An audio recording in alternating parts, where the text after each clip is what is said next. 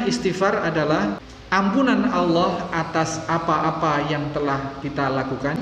Taubat maknanya adalah menatap masa depan, untuk selalu terjaga diri kita di dalam jalan Allah, kembali ke ranah syarak, hukum-hukum Allah, sehingga kita terjaga. Setelah terampuni, terus kita kedepannya memelihara diri untuk tetap di jalan Allah. Itu makna istighfar dan taubat.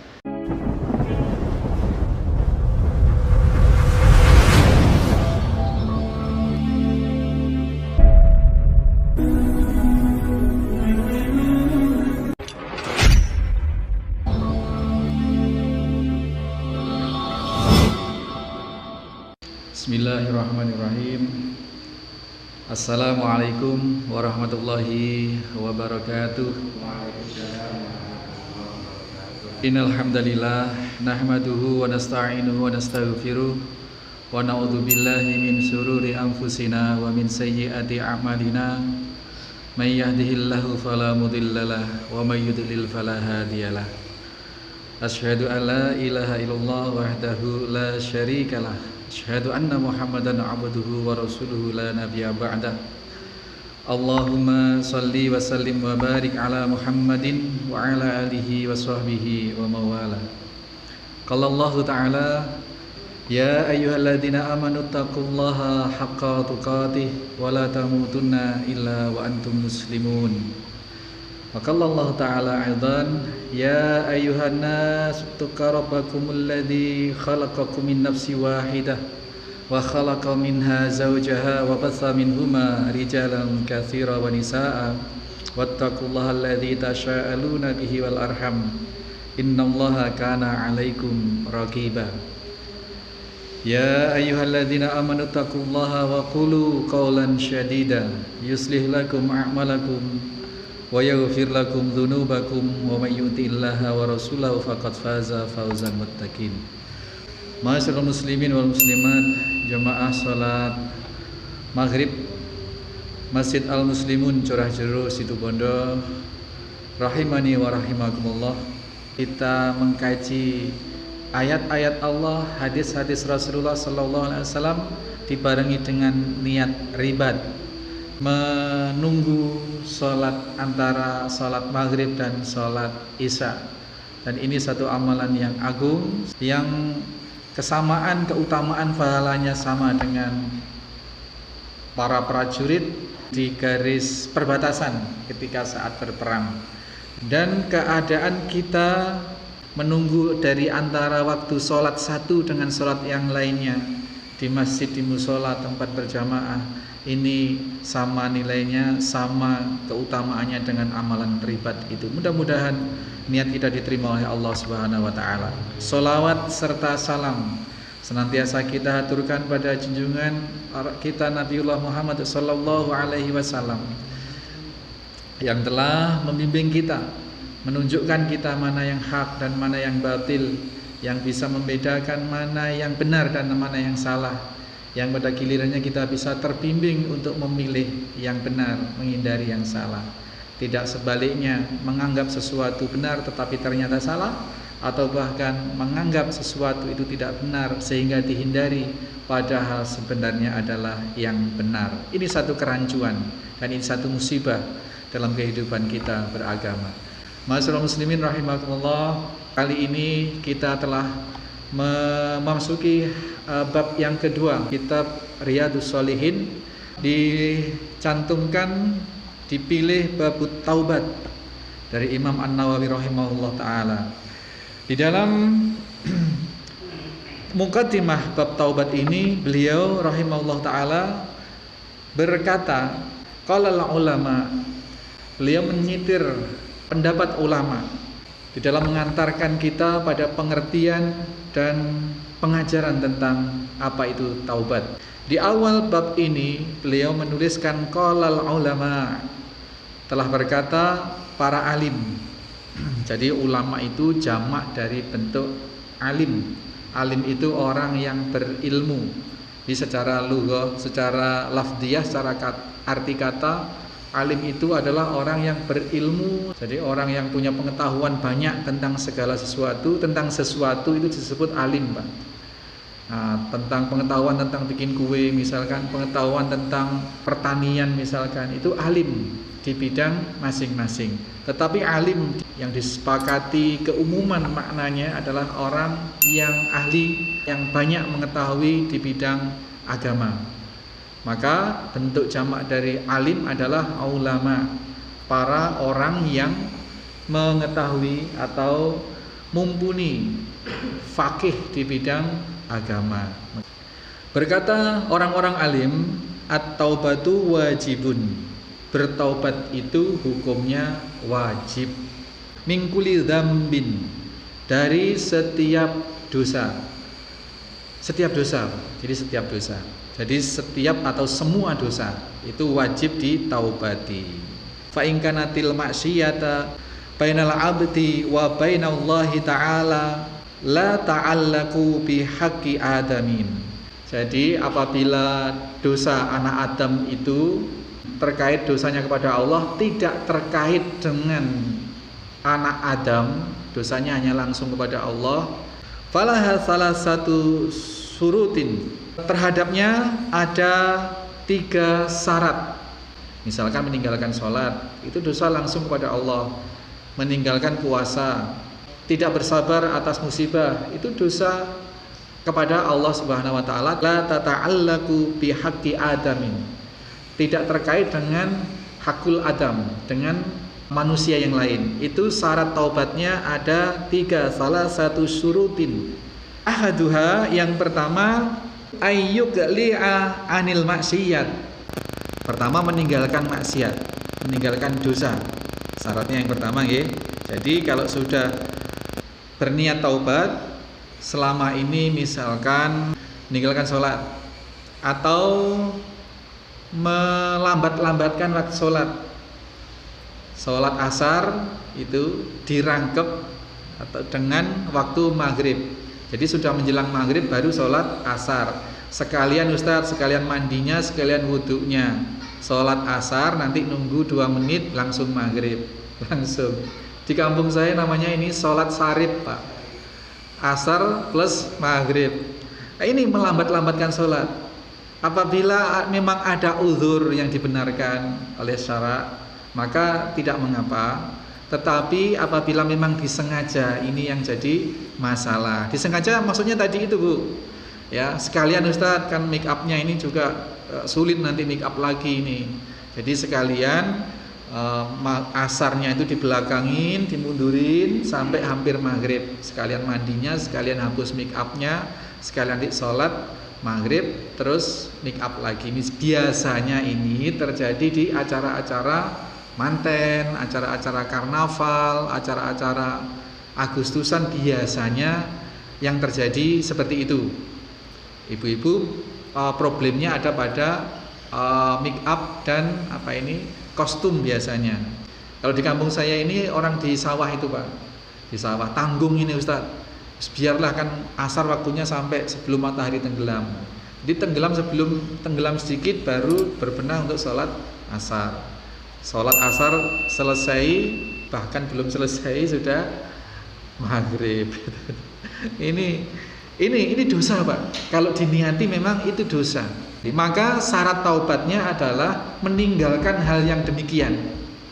Tinggalkan sudah cara-cara seperti itu. Ini syarat yang pertama. Wasani, dan syarat yang kedua adalah ayandama ala fi'liha, menyesali atas perbuatan yang seperti tadi itu. Jadi setelah meninggalkan sudah encit, sudah kapok encit, nggak mau lagi dan nyesel. Ini penting, Pak, karena berapa banyak orang yang memang sudah meninggalkan kemaksiatan tetapi justru dibuat kebanggaan. Naudzubillah ini ya, misalkan ada orang yang terjerumus dalam kesukaan minum-minuman keras, mabuk, kemudian ya apa, dapat 2 botol mabuk, saya dulu 7 botol nggak apa-apa, 12-13 botol saya dulu seperti itu, sekarang enggak, nggak ada nyesel-nyeselnya gitu loh. Bangga dengan kemaksiatan. Malam berbuat maksiat, Allah sudah tutupi, tetapi dianya yang dengan bangga menceritakan kepada orang lain. Ini dilaknat oleh Allah Subhanahu wa taala. Dalam konteks bertobat saja, seseorang ini diharamkan, tidak diperbolehkan, bahkan merupakan syarat sahnya taubat apabila dia tidak merasa bangga atau dia harus menyesali perbuatan yang telah lampau. Boleh ya, boleh menceritakan masa lalunya yang kelam dalam rangka memberikan satu support kepada orang-orang yang mau bertobat. Boleh seseorang menyatakan, ya itulah manusia yang penuh dengan kelemahan, saya dulu juga pernah futur seperti itu, pernah berada dalam keimanan yang terendah sehingga melalai-lalaikan sholat, tapi saya sangat menyesal. Jangan diulangi yang seperti itu. Mari kita meminta pertolongan kepada Allah untuk agar senantiasa sikoh, kokoh, tegak di jalan Allah Subhanahu wa taala. Boleh menceritakan seperti itu dalam rangka memberikan support, memberikan semangat, dan tetap dalam konteks penyesalan, tidak bangga. Itu syarat yang kedua. Wasalisu, syarat yang ketiga, ayyazima alla ya'uda ilaiha abadan.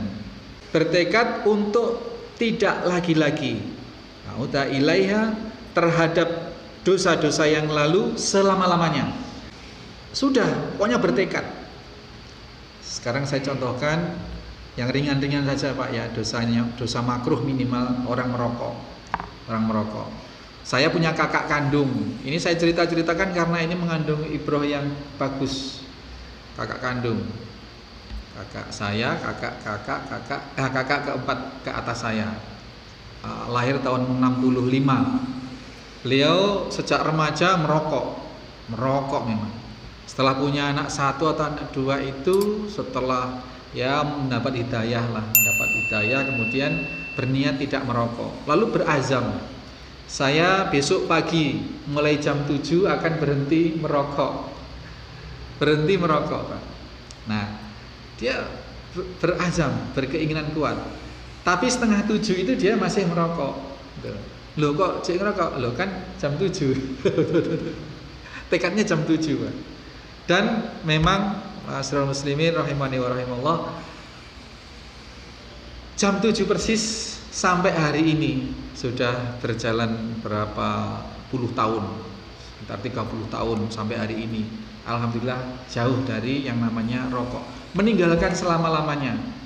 Jadi berazam ya, untuk sama sekali bertekad kuat ya, untuk ayyazima alla ya'uda ilaiha abadan, bertekad kuat untuk meninggalkannya, untuk tidak lagi-lagi mendekatinya abadan, selama-lamanya. Jadi itu syarat taubat yang terkait dengan dosa kepada Allah Subhanahu wa taala yang tidak ada kaitannya dengan kesalahan atau dosa kepada sesama manusia. 3 syaratnya. Wa in fuqita ahadus salasatin, apabila hilang salah satu dari 3 syarat tersebut, lam yasiha taubatuhu, maka tidak sahlah taubat dia. Jadi 3-tiganya ini satu kesatuan. Satu saja tidak tertunaikan, maka gugur, tidak sah taubatnya. Nah sekarang yang kedua, wa in kanatil ma'siyatu tata'allaku bi adamin, apabila dosa itu terkait dengan sesama anak Adam, hakul adami, fasyurutuha arba'atun, maka syarat taubatnya ada 4. Hadhihi salah satu, yang 3 yang tadi itu, wa ayyabra'a min haqi sahibiha, kemudian menunaikan hak dari yang bersangkutan. Fa in kanat malan au nahwihi, apabila dosa tersebut terkait dengan harta benda atau yang semisalnya, raddahu ilaih, maka harus dikembalikan. Termasuk hutang piutang. Hutang piutang itu adalah halal, tetapi apabila ada niat tidak dikembalikan atau bahkan niat kembalikan tapi tidak ditunaikan, itu menjadi dosa. menjadi suatu kemaksiatan, maka harus dihalalkan, maka harus ditunaikan. Kemudian wa in kanat hatta qadfin, apabila berkaitan dengan tuduhan, wa nahwahu makkanahu minhu, maka yang bersangkutan harus menyerahkan diri, mengaku, dan untuk supaya dihalalkan. Kalaupun harus dihukum, dia siap. Kalau memang harus didenda, ya didenda. Kalau memang harus dihukum, ya dihukum, begitu. Dan seterusnya. Intinya harus mendapatkan penghalalan. Au talaba afwahu, atau mendapatkan permaafan dari yang bersangkutan. Kalau sudah seperti itu berarti sudah tunai. Jadi penunaian hakul adami itu ada dua. Yang pertama, haknya dikembalikan kalau memang berupa harta benda yang harus dibalikin, kalau berupa hutang piutang yang harus dibayar, ya, atau mendapatkan pemaafan dari yang bersangkutan.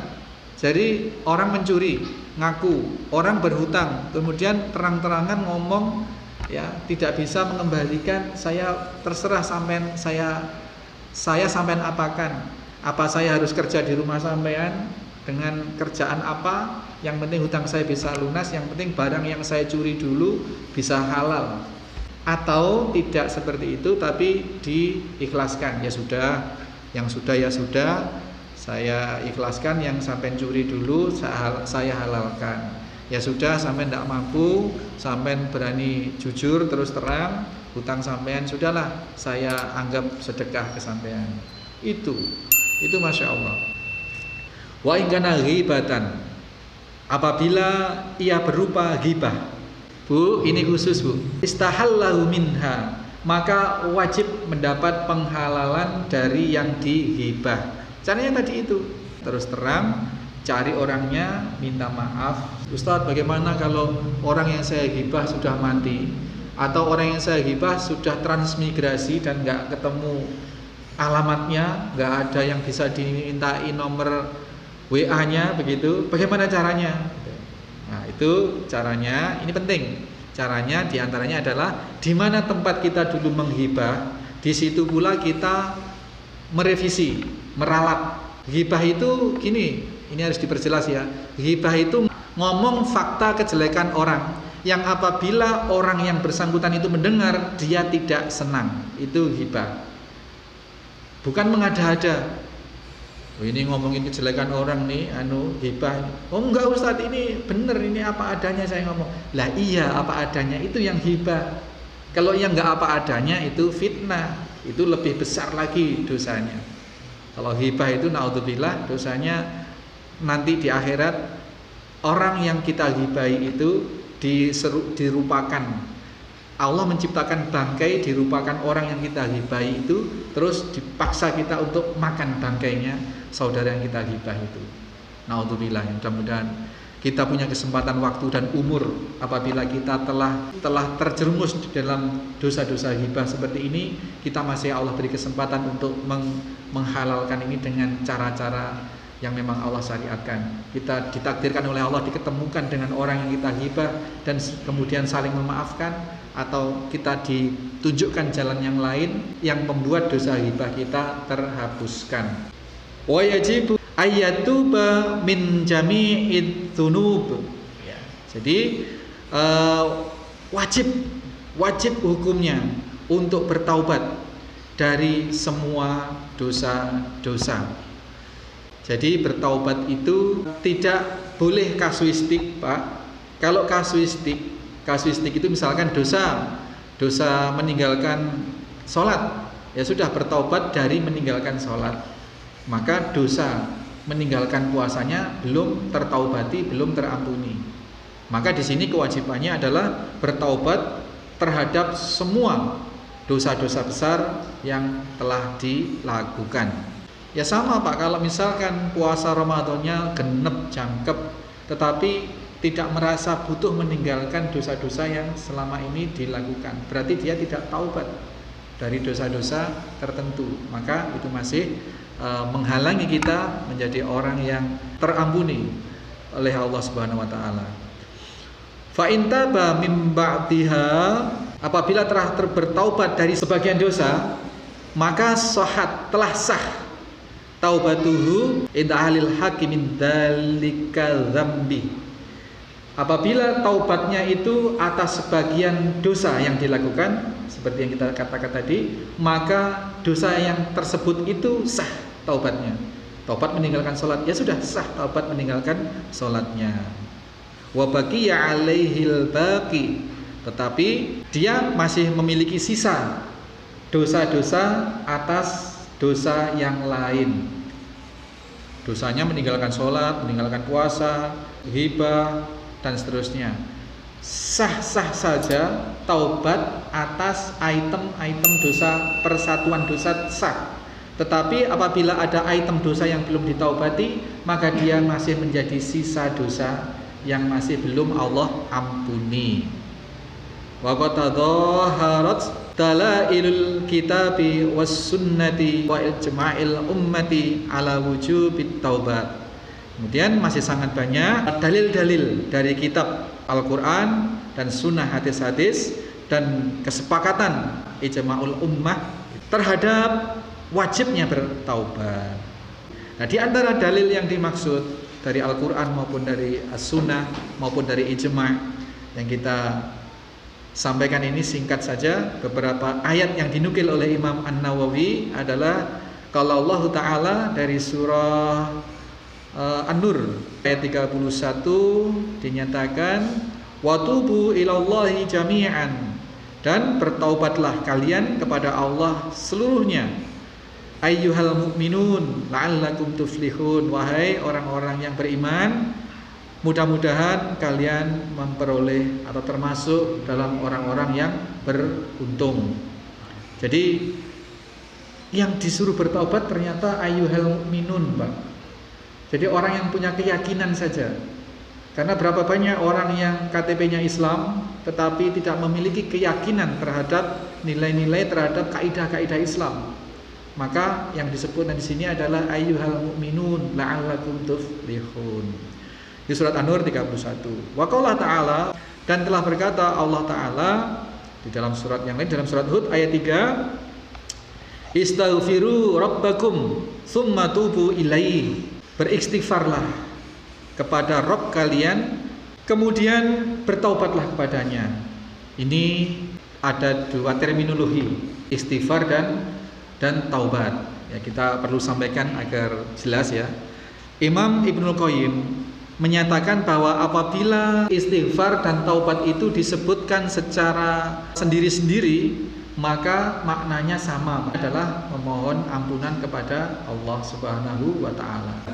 Tetapi apabila penyebutannya dijadikan satu seperti ini, istaghfiru rabbakum tsumma tubu ilaih, ini memiliki makna sendiri-sendiri.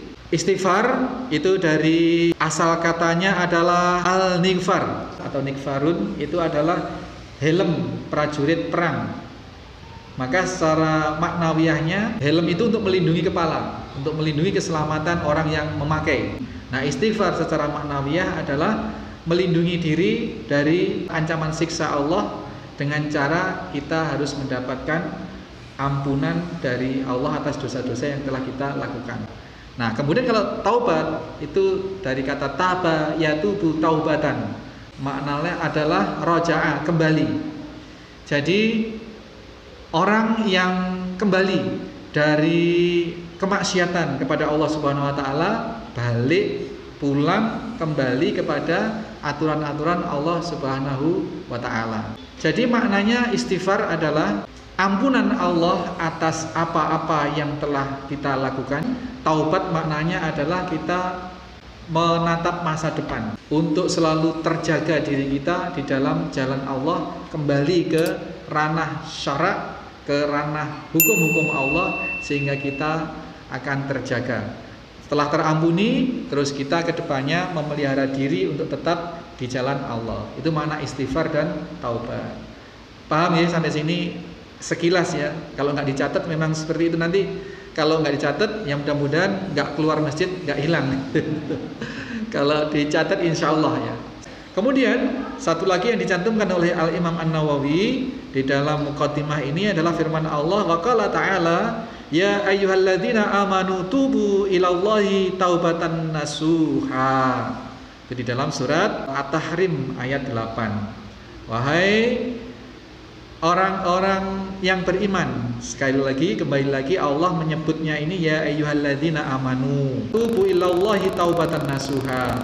Kembalilah kepada Allah, jaga diri ke depan, selalu berada di jalan Allah, kembali pada hukum-hukum Allah dengan taubat, dengan kembali yang sesungguh-sungguhnya. Kembali yang sesungguh-sungguhnya. Ini Bapak Ibu sekalian, beberapa hal tentang mukadimah taubat ini. Nanti Jumat yang akan datang dan seterusnya kita akan arungi satu persatu dalil-dalil sahih yang dinukilkan oleh Imam Nawawi di dalam babul taubat ini. Mudah-mudahan kita mendapat taufik, selalu diberi kemudahan, bimbingan oleh Allah Subhanahu wa taala untuk tidak saja memahami setiap ilmu yang masuk ke dalam diri kita, tapi diberi kekuatan untuk melaksanakannya. Karena ilmu agama itu disampaikan, dipelajari bukan hanya untuk diilmui seperti ilmu matematika, fisika, geometri, geologi, biologi dan seterusnya, kimia. Tetapi ilmu agama itu dipelajari, diilmui untuk diamalkan. Mudah-mudahan kita mendapatkan kemudahan itu semua. Subhanakallahumma wa bihamdika asyhadu alla ilaha illa anta astaghfiruka wa atubu ilaik. Assalamualaikum warahmatullahi wabarakatuh.